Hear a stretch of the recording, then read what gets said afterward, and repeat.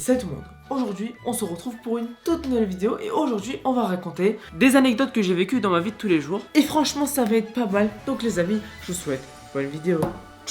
Étant petit, j'adorais les Teletubbies. Moi, j'avais une grosse collection de Teletubbies, des jouets, toutes les peluches, je les avais. Et donc, à 4 ans, 5 ans, l'idée majestueuse qui me vient en tête, c'est de mâcher un Teletubbies, le prendre dans ma bouche. D'un coup, je l'avale. Et quand je l'avale, elle reste coincée là. Vous voyez l'œsophage ici. Un petit de 4-5 ans n'a pas un gros œsophage. Même pour nous qui sommes adultes, je pense pas qu'on pourrait vraiment avaler un Teletubbies de cette taille-là et de largeur ça. Et donc voilà, le Teletubbies reste bloqué. Et moi je m'étouffe. À 4-5 ans, je m'étouffe. J'ai un grand frère qui est pas très grand non plus, qui a juste 4 ans de plus que moi. Donc si moi j'avais 4 ans, il avait 8 ans. Qui lui a l'air mon autre grand frère qui lui a 7 ans de plus que moi, donc qui a 11-12 ans à cette époque-là. Et qui a la brillante idée, bravo à lui, sans lui je pense que je serais pas là, c'est de me faire un geste de premier secours. Donc il met sa main autour de mon ventre, presse une fois, ça marche pas. Il presse une deuxième fois et là le Teletubbies sort de ma bouche.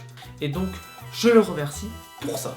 Bisous à toi mon grand frère. La deuxième anecdote, c'est tout bête. Pourquoi? On a ce qui s'appelle des claques-doigts. Et ces claques-doigts là, je savais pas, mais je pense que c'est assez logique, c'est interdit dans les lycées. Ce qui est tout à fait normal. Dans les coups de, je sais pas, 10 heures, la première récré et tout, je sors. Et moi, je vais voir un groupe de potes qui sont un peu plus âgés que moi. Et je leur fais, ouais, regardez les gars, claques-doigts et tout, jette par terre, nanana, je fais les claques-doigts et tout. À ce moment-là, rien d'alarmant. Et là, arrive un gentil monsieur qui était juste derrière. Il vient me voir, il me fait, monsieur, donnez-moi ça. Je lui dis, pourquoi? Il me dit, c'est interdit au lycée. Et il ajoute à ça, restez là, je vais en parler au directeur. Le directeur arrive. Il me fait, monsieur, suivez-moi dans mon bureau. Là, je me dis, je suis dans la merde. J'ai fait un claque-doigt, frère, ça va pas mal à une mouche. Et de là, on se rend vers le bureau du principal. Le principal me convainc, ouais, c'est trop mal ce que vous avez fait. En ce moment, avec les blocus et tout, alors qu'il n'y avait pas du tout de blocus dans mon établissement. On va peut-être vous virer. Il me parle pendant 30 minutes. Il dit, on va appeler vos parents. Le soir même, mon frère et ma mère arrivent. Je me chie dessus. Parce que moi, on convoque jamais, tu vois. Les fois où on me convoquait chez le directeur, c'était les fois où je me battais, où je faisais un peu la merde encore. Et j'étais pas un fouteur de merde. Moi, je faisais rire la classe. Je faisais de mal à personne. J'avais des problèmes avec personne. C'est les gens qui avaient des problèmes avec moi. Le soir arrive. Ma mère, mon grand frère du milieu, arrive. Et le directeur, pendant 30 minutes, 1 heure, il parle, ouais, c'est trop mal ce qu'il a fait.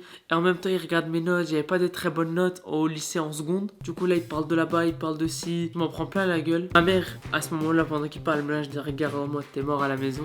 On part à la maison. Je me mange rien. Juste, je me fais gronder par ma daronne. La dernière anecdote se passe dans mes années de CM2. Dans ces années-là, j'avais aucun souci avec personne, j'étais tranquille, j'avais un groupe d'amis, tout le monde se connaissait dans la classe, on était 30 par classe, tout le monde était ami avec tout le monde. On était amis avec ce pote que je vais pas renommer, je vais lui dire Bailan. On est pote avec ce Bailan, et moi j'ai un meilleur pote qui s'appelle Jean. Avec lui, on a la brillante idée de un jour, de le prendre par les bras, lui qui le prend par les bras, et moi qui le prends par les jambes, de le balancer. Arrive la récré de 10h, on va à côté de lui avec Jean, c'est le déroulé, on joue un peu au foot, on va à côté de lui, parce que les récrés durent 30 minutes à ces âges-là. On arrive à côté de lui, on lui parle tranquillement, on lui fait des blagues, des petits coups, c'est bon enfant, lui il nous fait ça, on lui fait ça. Et là arrive le moment, moi je saisis les pieds de lui, et lui qui saisit les mains. Et là, il se débat, il veut pas, on le balance un peu, il se débat, il est énervé. Et nous, étant petits, on n'a pas trop de grip, on n'a pas trop de force, on lâche prise à un moment donné. Quand on arrive de gauche à droite, en fait c'est comme si on le lançait en fait. On n'a plus de grip, il tombe par terre, il se colle la tête. Je crois qu'il saignait un petit peu, mais vraiment rien de grave. Après il a rien eu, je vous rassure. Le directeur est arrivé, ils ont appelé les pompiers, ils sont partis à l'hôpital, on a été convoqués par le directeur, ils nous ont dit pourquoi on a fait ça. Nous on voulait juste dire que c'était une blague.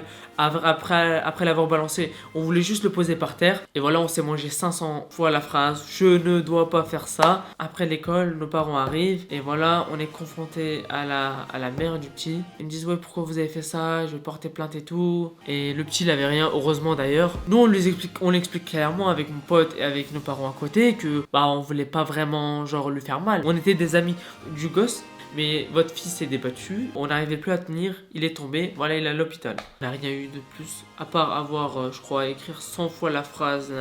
C'était 3 anecdotes de moi et de ma vie tous les jours. Je pense, si vous avez aimé ce format de vidéo là, n'hésitez pas à me le dire. Voilà, c'était les 3 anecdotes sur ma vie. Je vous remercie d'avoir regardé. Si cette vidéo vous a plu, n'hésitez pas à liker. Je vous dis à très bientôt pour de prochaines vidéos. Ciao les gars.